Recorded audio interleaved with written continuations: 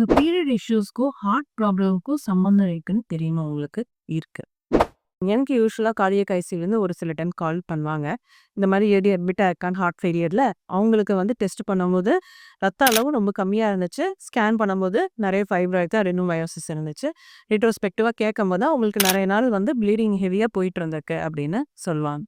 So, இப்ப கிரானிக்கா heavy period bleeding இருக்குன்னு வச்சுக்கோங்க. ரத்த அளவு ரொம்ப குறைஞ்சிரும். இந்த ரத்த அளவு குறையும்போது, ஹார்ட்டுக்கு போற ஆக்ஸிஜன் குறைவும் ஏற்படுறதுனால ஹார்ட் ஃபெயிலியரோ, இஸ்கெமிக் ஹார்ட் டிசீஸோ வரதுக்கு வாய்ப்புண்டு.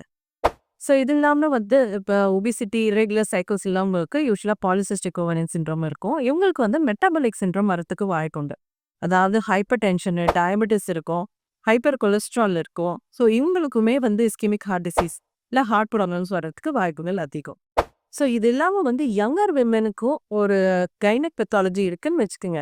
ஹார்ட் ப்ராப்ளம்ஸ் வரதுக்கு வாய்ப்புகள் அதிகம்னு வந்து ஸ்டடீஸ் சொல்லுது.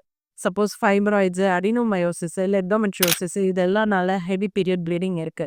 அப்படின்னா உடம்புல வைட் ஸ்ப்ரெட் இன்ஃப்ளமேஷன் இருக்கலாம். இந்த இன்ஃப்ளமேஷன்னால ஹார்ட் இஷ்யூஸும் வரதுக்கு சான்சஸ் அதிகம் அப்படின்னு வந்து சொல்றாங்க. ஸோ, விமனா நம்ம யூசுவலா என்ன நினைக்கும்? நமக்கு வந்து ஹார்ட் ப்ராப்ளம்லேருந்து நம்ம வி ஆர் புரொடெக்டட் அப்படின்னு நினைக்கும். ஆனா வந்து இப்ப பீரியட் இஷ்யூஸ் இருக்கு. நீங்க வந்து ஒரு பெரிய மெனோபாசல் ஏஜ் குரூப்ல இருந்தாலும் சரி, இல்ல யங்கர் விமனா இருந்தாலும் சரி, உங்களுக்கு பீரியட் இஷ்யூஸ் இருக்குன்னா, கட்டாயமா உங்க ஹார்ட் ஹெல்த்த வந்து பாதுகாத்துக்கங்க. அப்பப்ப ஹார்ட் ஹெல்த்துக்காக ஸ்க்ரீனிங்கும் பண்ணிக்கணுங்க. Thank you.